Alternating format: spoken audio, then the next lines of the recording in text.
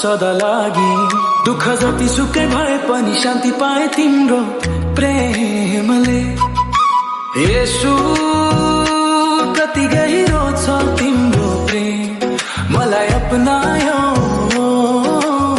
क्षमा गर्यो।